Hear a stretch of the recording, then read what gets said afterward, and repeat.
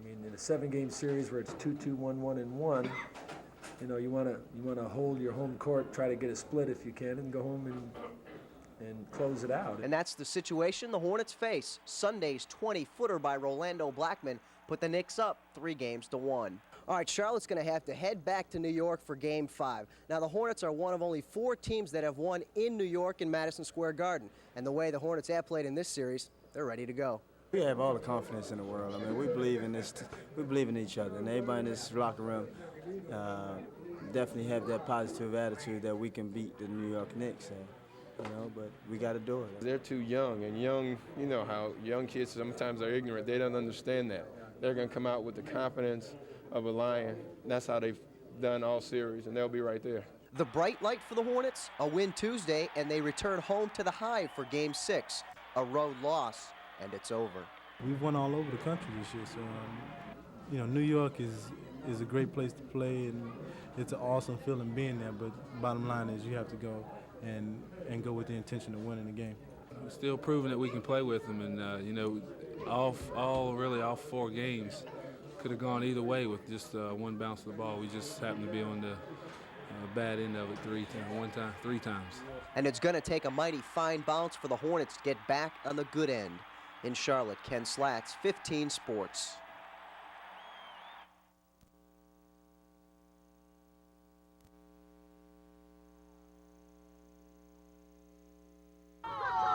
Turn through. Okay? Keep your eye on the golf ball. All right, do that for me. Make me a full swing, okay? We're trying to introduce golf to kids in the Florence area. Last week we did it at Royal Elementary School, and this week we're doing it at All Saints, and hopefully next year we can introduce golf to more kids in the area through the school system. Golf is no doubt a growing sport among young individuals. Probably the most difficult part to teach a child is the basic grip. I want you to put the palm of your right hand up against your left thumb, like so. Probably the toughest thing is getting them comfortable with the grip. You see all kinds of grips after you turn them loose and let them hold a club. So that's probably the biggest thing, and it's the most important thing down the road. If we can teach them how to grip it right, they can pretty much learn how to swing it. Well, the adults seem to know how to swing it, but try to tell your dad this. I think the important thing is to have fun with golf or any sport that you play with, especially golf, and that's the most satisfying to me. That's what we're trying to do, is promote a good time for them.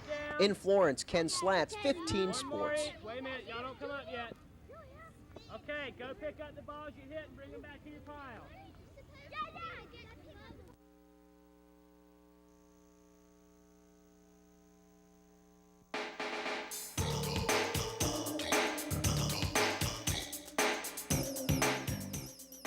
This bathing suit is $48.99.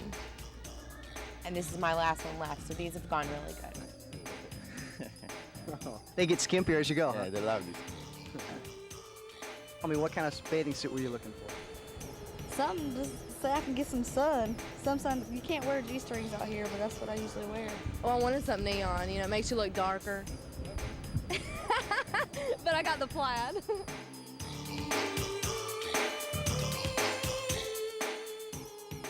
I don't like the bikinis. That looks stupid on a man, but something little, little short shorts is cool. These are the guys' bikinis. Those are guys? Well, actually, I think these might be the kids.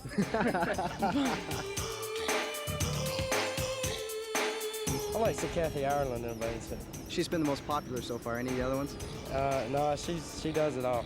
Kathy Ireland is my #1. By Cruise also, it's $34.99, and it's on sale from $54.99.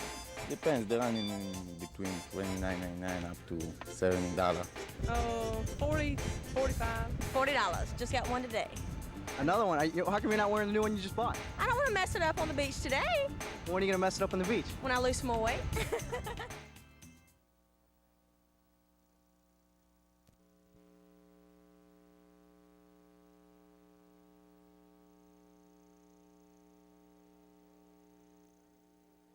Well, the biggest thing about Charlotte, it just changes. When a bird flies over a corner, it cools that one little strip of the racetrack, the track changes so much. I mean, the car can be perfect 1 minute and 15 minutes later, if a cloud comes over, it's a completely different racetrack. And Charlotte is known for its changing of weather and to get a little faster or a little slower, you know, depending on what the weather does. Sunday's race begins at 4:30, close to the hottest part of the day. It will end with the sun going down around 7:30 or 8 o'clock. That major change in the weather will cause major changes in the cars. You're just going to have to start your car out during that race where it's very adjustable and be able to adjust it for the nighttime, because you're going to be racing in much cooler weather than you are hot. The guys that are real fast in this heat are probably going to be not as good in the day at night.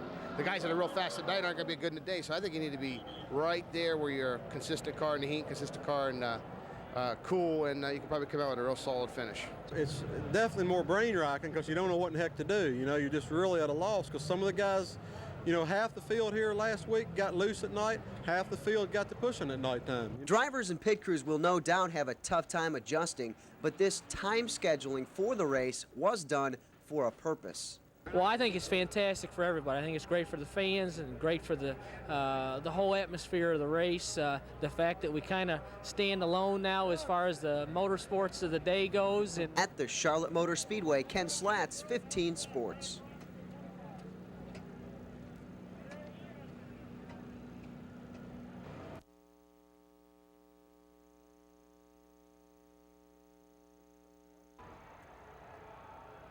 It's the bright yellow 98 car, one that looks sharp and is run by a veteran group of people. The beginning of the year was no doubt a question mark for the Bojangles team, but a couple months ago in Rockingham, a long-term deal was worked out. Now they've gotten used to each other. Bob Johnson, his crew, Derek Cope, and Cale Yarborough, they're ready to continue strong in '93. I think that we've finally gotten acclimated to each other, and you know, Bob Johnson, myself, the engine builder, and Cale, we're all working very diligently trying to make the team be more progressive. Each race it gets better and better, and it takes a good half a season, if not longer, between a driver and a crew chief and a crew and stuff to kind of melt together and stuff. So it's been pretty good so far. It really has. And it has been good for Bojangles. 1990 Daytona 500 winner Cope has adjusted to the team, good enough to be competitive in many races. We have actually had a good year. We've ran up front in a number of races, been a factor in some races, finished in the top 10. We've had a little bad luck too. Otherwise, I think we'd have had a couple top 5s. So really, we're doing very well. And you know, he's won 2 races already, and he's only really been Winston Cup racing for 4 full years. So experience-wise, he doesn't have a lot of experience like some guys.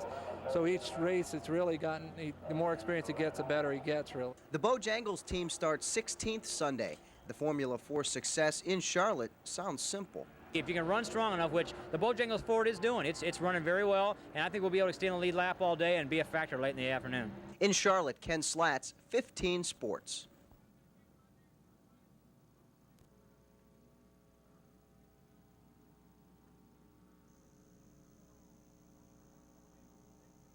To the line comes Earnhardt to win it. Across in second. That's something else. It's Earnhardt. What a program. It's great winning here at Charlotte, but winning 2 weeks in a row under the lights here, first race under the lights, the 600, and you know, it's really neat to win it, but to win it like we did, we had to come back from a lap down and caught a penalty there, and we fought back and made our lap back up, and then we came back through the field and won the race. So no doubt about it, we had a good race car. Earnhardt was penalized twice, the first for going too fast on pit road. The second was bigger, a full lap penalty for rough driving late in the race. Still don't think I was due that, but you know, you can argue with NASCAR all day long. I got the penalty, we took it, we beat it back, and we won the race. With the win, Earnhardt is now 129 points ahead of Rusty Wallace. Wallace lost control on lap 225, his finish 29th. A third-place finish for Dale Jarrett kept him in third in the point standings. Jeff Bodine is fourth, 7 points ahead of Kyle Petty. In Charlotte, Ken Slats, 15 Sports.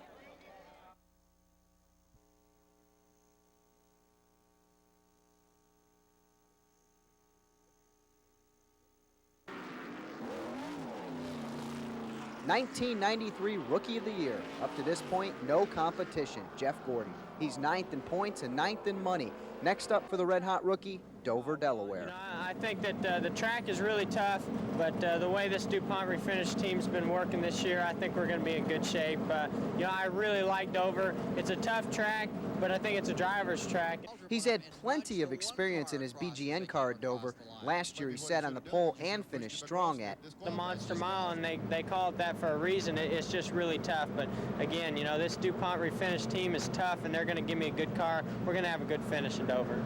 And a good finish would be very beneficial for Gordon. DuPont's main office is less than 100 miles away. All the DuPont people are really, really excited about that race. They're going to a lot of extent for that race. That's where we announced the DuPont sponsorship really with the Winston Cup program. So kind of a homecoming for them and for us, and we're all looking forward to it. I think it's going to be a great weekend. For Gordon, another top 5 finish would just about wrap up his Rookie of the Year honors. Ken Slats reporting 15 Sports.